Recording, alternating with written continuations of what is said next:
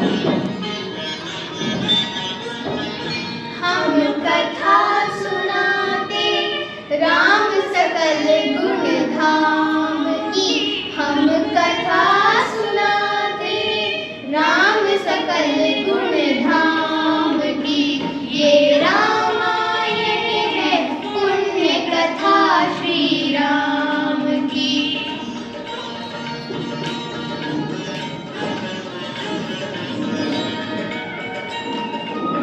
जम्बूद्वीपे भरत खंडे आया करते, भारतवर्ष एक नगरी है विख्यात अयोध्या नाम की। यही जन्म भूमि है परम पूज्य श्री राम की। हम कथा सुनाते राम सकल गुण धाम की। ये रामायण है पुण्य कथा श्री राम की। ये रामायण है पुण्य कथा श्री राम की।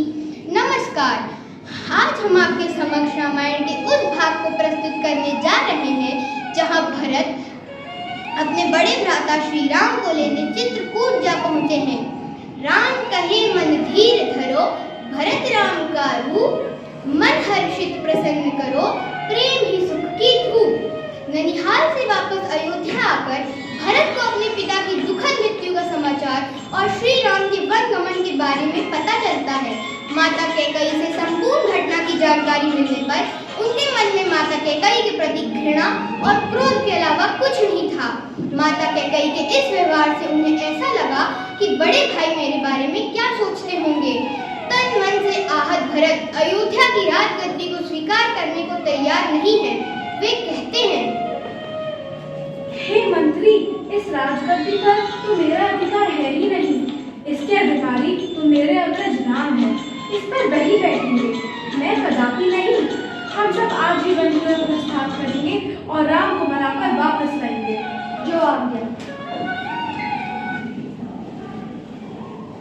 दूसरे दिन सुबह चले भरत जहसिया रघुराई, साथ निषाद नाथ लघु भाई। चित्रकूट के जंगल में भरत की सेना के पहुंचते ही खलबली मच गई। पशु पक्षी भयभीत होकर यहाँ वहाँ भागने लगे।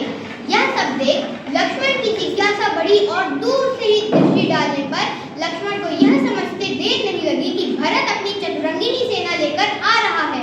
वे चिल्ला पड़े, भैया, भरत अयोध्या से चतुरंगिनी सेना लेकर इधर आ रहा है। मुझे तो दाल में कुछ काला नजर आ रहा है। कहीं ऐसा ना हो कि वे हम पर आक्रमण कर दें। मुझे तो लगता है कि वो अयोध्या पर निष्कंटक राज करना चाह रहे हैं। हमें मारकर उनको सब कुछ मिल जाएगा।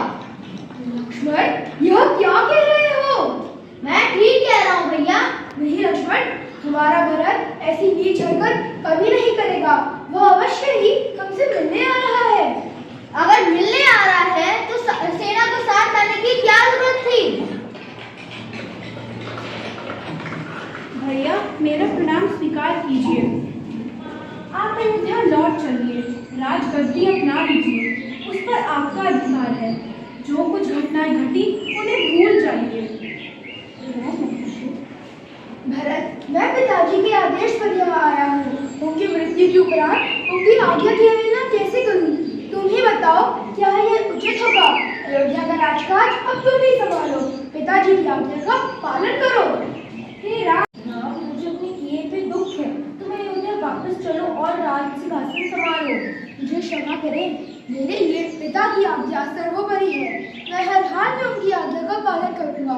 चंद्रमा भी चमक छोड़ सकता है, सूर्य ठंडा हो सकता है, हिमालय हिल सकता है, लेकिन मैं अपने पिता की आज्ञा से पीछे नहीं हटूंगा। मुझे वनवास मिला है, मैं वनवासी का जीवन बिताऊंगा। भरत को अयोध्या का राजकाज संभालने की आज्ञा मिली है, अतः वह राजगद्दी संभालेगा। हम दोनों ही पिता की आज्ञा का पालन करें, इसी में भलाई है।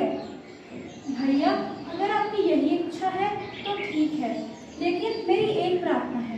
आप अपने खड़ग मुझे दे दीजिए, जिसे मैं राज सिंहासन पर रखूंगा और उसी की आज्ञा से 14 वर्ष तक अयोध्या का राजकाज चलाऊंगा।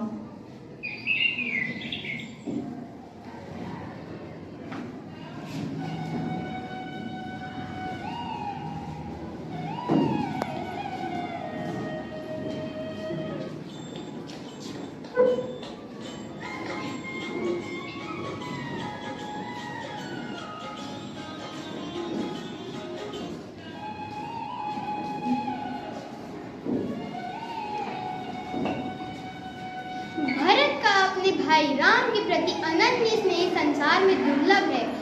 आज समाज को ऐसे भाईचारे की आवश्यकता है। रामायण का भरत मिलाप प्रसंग इस बात का साक्षी है कि भगवान श्री राम और उनके अनुज जैसे भ्रात प्रेम दुर्लभ है। रघुकुल रीत सदा चली आई, प्राण जाए पर वचन न जाए। राम सिया राम जय जय राम। राम सिया राम जय जय राम। हरि अनंत हरि कथा नंदा, कभी सुनहि बहु विधि सब संता। राम सिया राम जय जय राम। राम सिया राम जय जय राम। जय श्री राम।